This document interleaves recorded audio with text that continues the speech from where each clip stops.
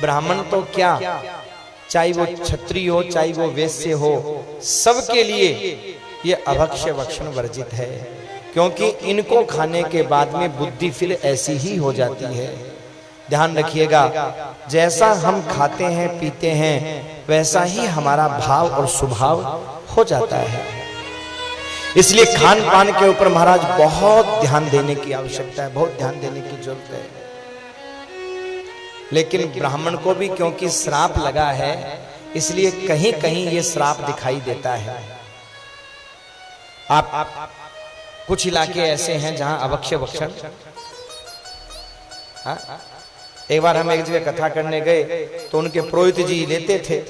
अब हमने महाराज वो गांव में जब प्रसंग आया भागवत के पंचम स्कंद के 26वें अध्याय का 13वां श्लोक, भागवत के पंचम स्कंद के 26वें अध्याय का 13वां श्लोक, जहां लिखा हुआ है क्या, पशून पक्षिण्यो उपरंदयति स पापियान कुंभी पाके तप्त तैले नरके निपतति। जो व्यक्ति अपने जीव के स्वाद के लिए पशु पक्षियों को मारता है, रांधता है, काटता है, वो कुंभी पाक नाम के नरक में जाता है, जहां खोलते हुए तेल की एक कढ़ाई चढ़ी होती है, उस कढ़ाई में ले जाकर के इसको डाला जाता है, भयंकर यातना दी जाती है। और महाराज ये बचने के लिए बाहर निकलने की कोशिश करता है तो यम के दूत भाले लेकर के इसके शरीर में छिद्र कर देते हैं, फिर नमक डालते हैं, मिर्ची डालते हैं, चिकन मसाला डालते हैं। ये छटपटाता है, चिल्लाता है, कहता है एक दिन की छुट्टी दे दो। तो यम के दूत कहते हैं बेटा तू भी बोलता था संडे हो या मंडे, और हम भी बोलते हैं संडे हो या मंडे, रोज खाओ डंडे, छुट्टी मिलने वाली नहीं। वहां ऐसा वर्णन किया गया है। तो पुरोहित जी नाराज हो गए।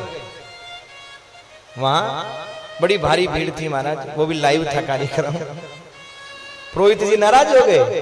पुरोहित जी ने मीटिंग की महाराज, मीटिंग करके बोले अरे भैया ये खाना छोड़ना। पुरोहित जी ने सोचा हमारा तो धंधा ही बंद हो जाएगा, जजमान के घर से जो मिलता वो मिलना ही बंद हो जाएगा।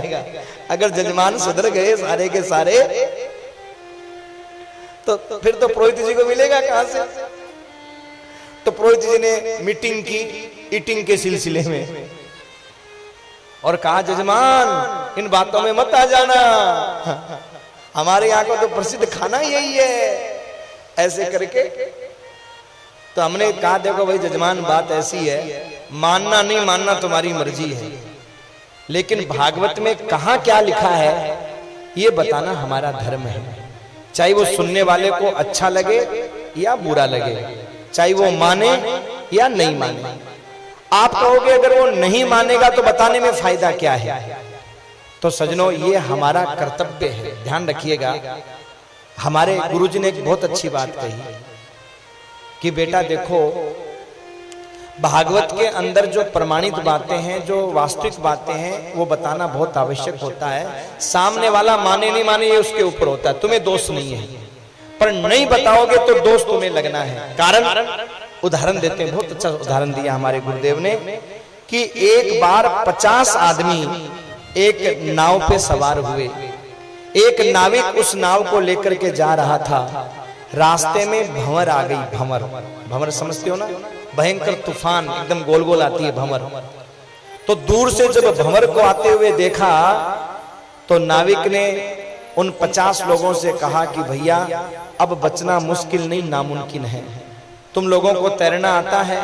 तो उन्होंने कहा तैरना तो नहीं आता, हमें तैरना तो नहीं आता। तो कहा देखो ये भंवर इतनी गहरी है कि इस भंवर से बचना मुश्किल नहीं, इस भंवर से बचना नामुमकिन है, बच नहीं सकते इस भंवर से। फिर बोले मैं तो अपनी जान बचाने के लिए कूद रहा हूं। और सजनों वो नाविक बीच में ही नाव से बाहर कूद गया।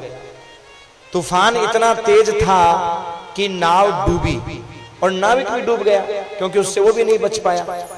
जब दोनों डूबे, दोनों मरे, नाव में सवार भी मरे और नाविक भी मरा, तो सजनों ऊपर जाने के बाद में दोनों का हिसाब किताब हुआ। चित्रगुप्त ने जब खाता खोल करके देखा तो सबसे पहले चित्रगुप्त ने कहा कि देखो अभी अभी, और तो इसके पाप बहुत हैं, पर अभी अभी महाराज इन्होंने 50 आदमियों की हत्या की है। बोलो भक्तवत्सल भगवान की।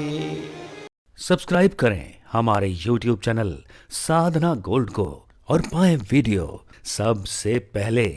और हाँ, बेल आइकन दबाना ना भूलें।